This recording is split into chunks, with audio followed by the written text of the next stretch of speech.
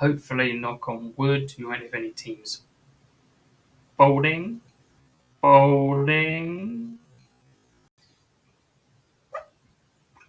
Yeah, so that's what I said about a month ago, and here we are a month later with the unfortunate news that the Dallas Jackals have withdrawn from the 2025 MLR season.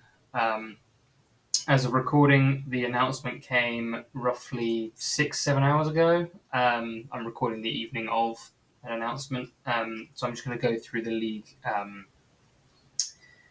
league statement, and then we'll break it down and see what this means for the league and what this means for the season for MLR 2025. So we start with this dreaded league update graphic there. A statement from Major League Rugby. The Dallas Jackals have informed the league that they will not participate in the 2025 competition. They are continuing to evaluate a controlling interest transfer, more on that later, which will not be complete in time for them to plan for and compete in 2025. MLR will continue to work with Dallas leadership on transition plans in the days and weeks ahead.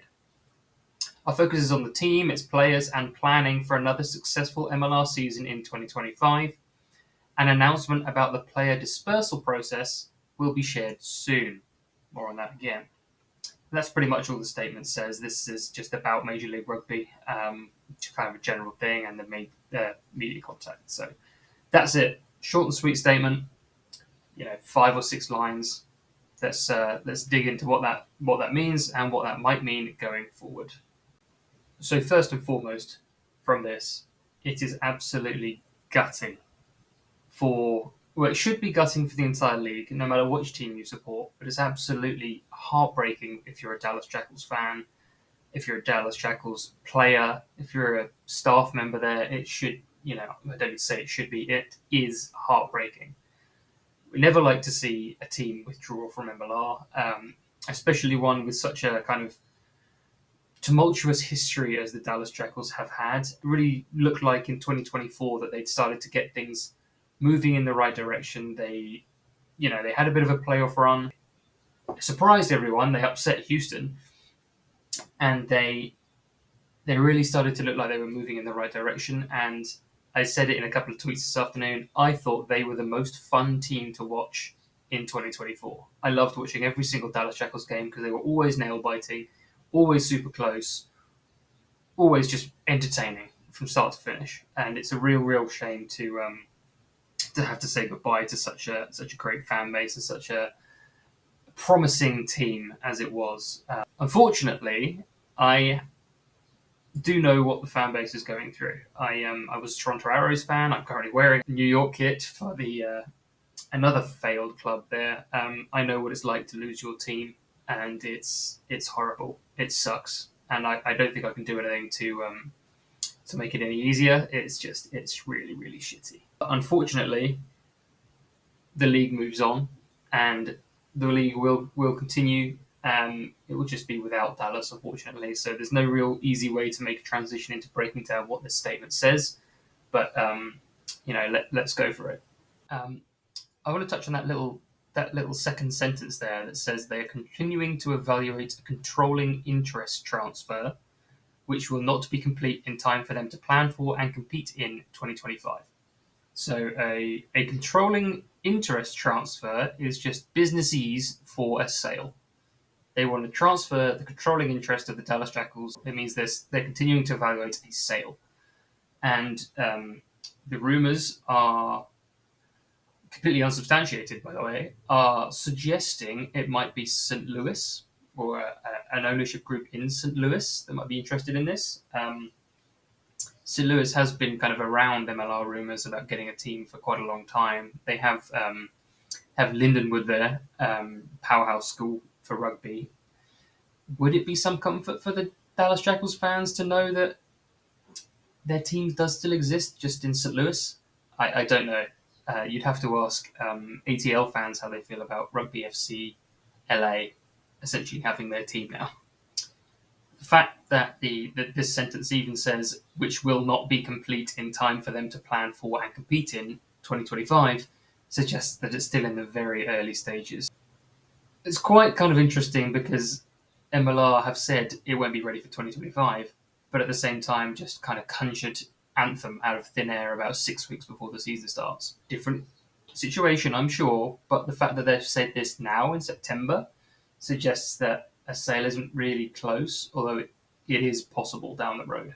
The other thing I wanted to touch on is right at the end of this statement. It's just a quick sentence that says, an announcement about the player dispersal process will be shared soon.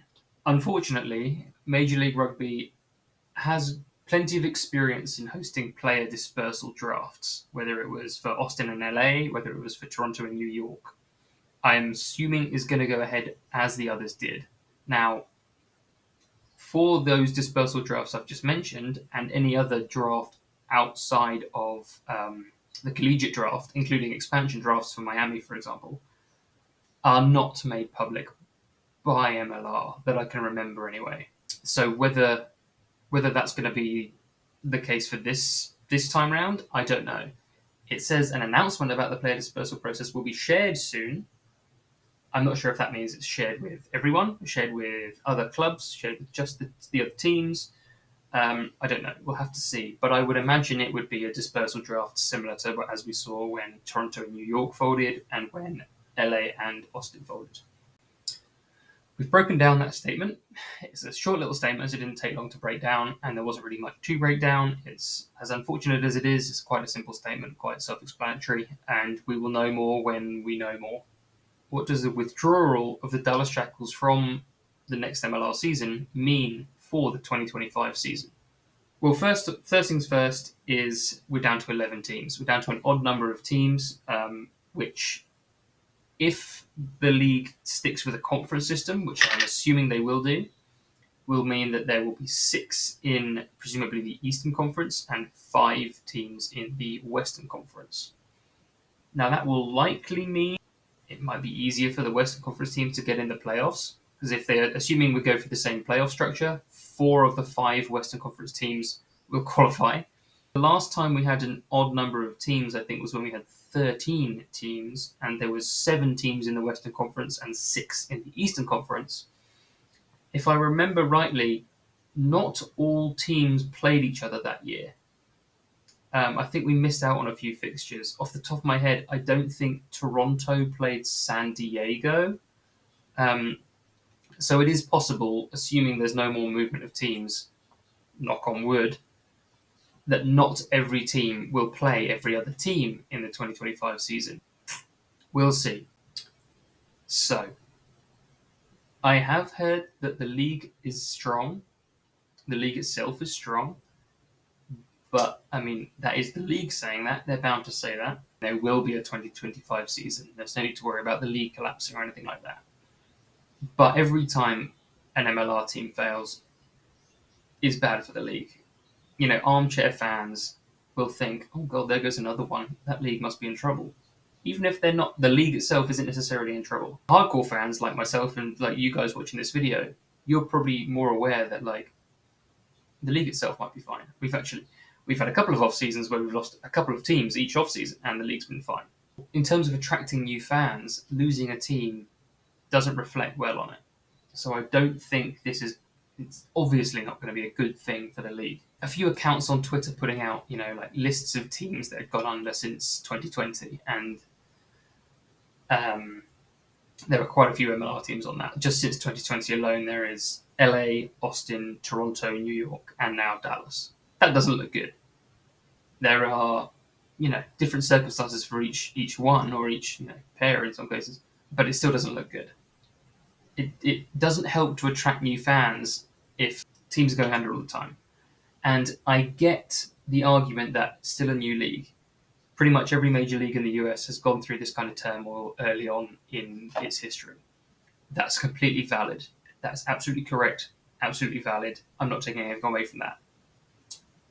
But we can't be using that argument for that much longer, I don't think. This is going to be quick maths. I think 2025 will be the 8th season. If this is still happening when we get to the 10th, 11th, 12th seasons, especially as we're going to get quite close to 2031 and the USA hosting the Rugby World Cup, that's when real concerns for me are going to start creeping in. There's already kind of a little bit of worry. The league shouldn't be like, oh, I wonder which team is going to fold this off-season. Shouldn't be doing that. The last off-season we had when no teams folded was between the 2021 and 2022 seasons. That's going to be 3 or 4 seasons ago now. It can't be every single off-season. And I put out a tweet saying, when 2024 started, I thought it would be a massive win for the league if they could enter 2025 with the same 12 teams that started 2024. That includes Anthem, Miami, LA, as it was when it started 2024. That's obviously not happened now that Dallas has withdrawn. 2025 will have 11 teams. Unfortunately, we're down to 11 as of recording teams that will compete in 2025. And unfortunately for Jackals fans, as I mentioned earlier in this video, you have joined a sad list of fan bases that no longer have an MLR team. LA got their team back in a different form, but LA got a team back. So you just have to join us in hoping that our cities will one day get an MLR team back. We all want rugby to succeed in the US. We all want this league to succeed in the US. It's the best chance the USA has ever had. I want it to come to Canada again. I'd like Toronto to have another team. That will happen as the league grows, as the league starts to snowball. For now, we just have to wait. It can be painful and it sucks. So I'm sorry for all the Dallas Jackals players and staff. I'm hoping that the MLR PA really do a really bang-up job for helping you guys out and giving you the support you guys need. And for the fan base, the only comfort I have is that you're not alone in this. There's plenty of other MLR fans out there that know what it's like to lose a team. So it sucks, but you're not on your own.